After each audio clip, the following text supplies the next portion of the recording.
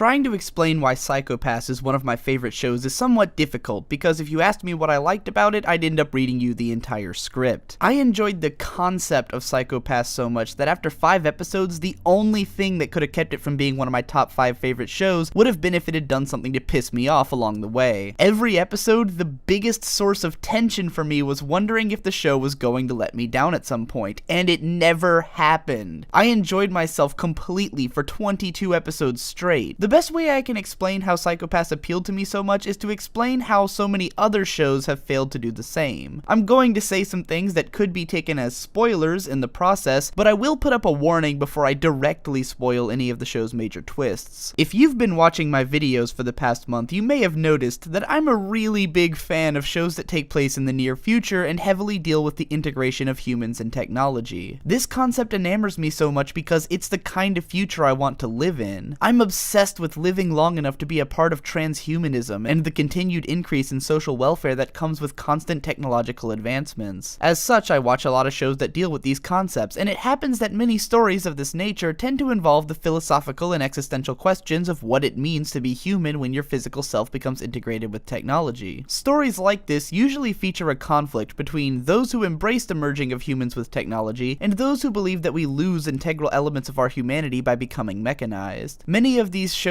take place in utopian societies, wherein mechanical and social advancements have brought the populace unparalleled happiness at the cost of their free will. In dystopian stories, where the system in control is flawed in some way, the system is usually viewed as evil, and the protagonists are rebellious against it. Psycho-Pass, however, is the rare dystopian series that simultaneously acknowledges the flaws in its social system, while also viewing that system as an ultimately good thing. Psycho-Pass takes place in a future Japan, where science has found a way to quantify a human being's mental behavior. Every person has been equipped with a system that monitors their mental state at all times. When a person starts to become antisocial and exhibit criminal tendencies, their crime coefficient goes up. At low levels, the system tries to get these people to undergo therapy and bring their status back to normal. If someone crosses a certain threshold, however, then they are considered a latent criminal, meaning that they must be subject to long-term institutionalized therapy, or if they have the aptitude for it, become a member of criminal investigations, working as second-class citizens for the government. I happen to think this system is fucking awesome. I'm of the opinion that our society would function best if every person was monitored by counselors who could help them to develop strong minds and make good life decisions. In the society presented in Psycho-Pass, the system determines each citizen's aptitude at different jobs and presents them with the best options for them to function and be happy. The system works so well that almost no one even questions it. How fucking rad is that? I mean, if we had the technology to quantify aptitude, why wouldn't we try and implement it this way? It would take an immeasurable computational power to keep track of all these things at once, and Psycho-Pass knows this and makes it a huge plot point. The series does an amazing job of achieving verisimilitude with its futuristic society. In a lot of dystopian stories, it's suggested that people are altogether dissatisfied living in a deterministic society. This never made sense to me though, because I feel like if people were on the whole dissatisfied, then open rebellion would happen pretty quickly. Maybe it's because I live in a country that won't even let its government institute really great social ideas because it's so protective of its own misguided idea of personal freedom, but it's really hard for me to imagine a government getting total compliance from its population if that population wasn't incredibly satisfied with the results. Most of the stories presented in Psycho-Pass show us where the system's margin of error lies. We see how some people can abuse or be abused by the system, and eventually we see the darkest secrets that the system is keeping from the populace. However, at no point does the series suggest that people would be better off without it. Yes, there are problems, but on the whole, society is still at its highest level of accomplishment. This isn't the story of trying to take down a corrupt system so much as it is about trying to perfect a corrupt system. The ideal woman for that job is Tsunemori Akane, the main character, whose job aptitude and Psycho-Pass rating are spotless. Even as she learns about all the ways that it fails, Akane has more belief in the system than anyone and always operates under her ideal that there's never an excuse to give up on a human being. As long as someone is alive, reform is always an option, and unless the circumstances lead to a person absolutely needing to be killed, violence should never be resorted to. Once again, this is an ideal that I share completely, and watching how Akane's will was tested throughout the show was awesome, as it made me wonder how I would hold up if my will were tested in the same way. I'm about to dive into some major spoilers now, so if you haven't seen this show yet, skip to the timecode indicated on screen and in the description. The series' main villain, Makishima Shogo, is an outlier, a 1 in 2,000 biological logical anomaly whose psychopath is unreadable by the system, sort of an exception who proves the rule. Makishima is a fascinating villain in that he at once manages to have interesting ideals while also being completely unsympathetic. His ultimate goal is to take down the system out of a distrust for its deterministic nature and how this has robbed people of individuality, as well as disgust with the system's self-righteousness. The series presents his viewpoint as just that, not something that the show agrees or disagrees with, but a viewpoint we can understand him having. We learn about how some people actually became so reliant on the system to make decisions for them that they become vegetables, and we also see how people whose nature is inherently twisted are always going to be ultimately oppressed by the system. Makishima believes in free will as an absolute. He believes that people's decisions only hold worth when they are conclusions that the person has drawn themselves. If I were to argue against Makishima, I would say that even a guided decision is a decision nonetheless, though I'm sure he'd respond that it only means the decision is altogether less worthwhile. It comes down to a matter of personal taste with regards to other people, and Makishima knows this. He favors those who the laws oppress, people with a criminal mindset, people whom even the least regulated societies would still have to enforce justice upon. Even though Makishima's ultimate goal is to create the kind of society he wants, his predilections are inherently antisocial, making him evil to the concept of society as a whole. That's why he's so amazingly irredeemable. Even if you agree with some of his ideas, his radical approach to them still makes him a villain to all but the equally radical. Kogami Shinya acts as Makishima's foil. Like Tsunemori, Kogami is ultimately an optimist who believes that collectively humankind is more intelligent than they're given credit for. He believes in the concept of society, but like Makishima exhibits antisocial tendencies in his desire to murder Makishima at all costs. As audience members, it's hard to side against Kogami. We can easily get behind his quest for vengeance because we know the atrocities that Makishima has committed, but if we were to consider the most functional decision to improve our society, ultimately it would be Makishima's survival. By presenting Kogami as virtuous and presenting Makishima and the Sybil system as villainous and devious, the show strains both Tsunemori and the audience to the limits of social conscientiousness by suggesting that sparing Makishima is the right choice. Ultimately, Kogami murders Makishima, and the audience is satisfied because we're not as strong as Tsunemori is. If there's one thing about Psycho-Pass that keeps it from being my favorite TV series of all time, it's that the focus of the series is so narrow. Almost 100% of the dialogue deals with the central conceit of the Psycho-Pass system and those working on either side of it. There is a pretty good amount of world building to show us how the Sybil system has affected the lives of people in this city, and some really cool general technological advancements on the side, but most of the dialogue still centers around the psychological readouts of the characters. I would have liked to see more moments of levity in this show, or at least scenes where the characters do or say anything that isn't immediately pertinent to the central theme. I don't think I'd necessarily remove anything in the show to make room though. Psycho-Pass has an incredibly tight pace over its 22 episode run, and every single scene feels relevant to the story. However, if the show had more episodes and a little bit more breathing room, I would have liked to see it pull some more standalone episodes and feature the level of detail that I got from Ghost in the Shell standalone complex. Still, if anything, it's a testament to how fantastic the series is when my biggest complaint is that I want to see more of it. On a production level, Psycho-Pass is pristine. Awesome character designs, awesome background art, and awesome animation by Production IG. The series is written by Urobuchi Gen, aka Butch Gen, aka Gen the Butcher, and if you haven't seen his other shows to figure out how he got that nickname, this show will certainly educate you. I guess I should mention along with my recommendation that Psycho-Pass is extremely violent, with characters being horrifically gored on a pretty regular basis. This show is definitely not for the squeamish. The main character happens to be voiced by my favorite voice actress, Hanazawa Kana, so that was pretty cool, and the main guy was played by Tomokazu Seki, who I'm a big fan of as well. Both of them were kind of playing against type as more serious, restrained characters, and I think Hanazawa showed some of her real acting chops in her role as well. Makishima is voiced by the master of awesome silver-haired villains, Takahiro Sakurai. Seriously, look at this guy's roles. He's actually typecast as silver-haired badasses. If I said any more at this point, I'd pretty much just start recounting the entire show back to you in this video and explaining how awesome it is, so I'm stopping here. But hopefully I've given you a good idea of why the concepts explored in this series were so interesting to me, and how the presentation of those concepts was so satisfying in comparison to other series of this nature. If it sounds interesting to you at all, I highly recommend checking it out. The whole show is available for free streaming on Hulu, at least in my region, and a Blu-ray set is available from Funimation. There's also a re-edited version of the series that's slated for release starting this summer season, which apparently will include some new footage, as well as a second season coming this fall. I'm definitely looking forward to watching and covering each of these later this year, and I hope you'll join me over on DigiDoes Anime for episodic coverage when the time comes.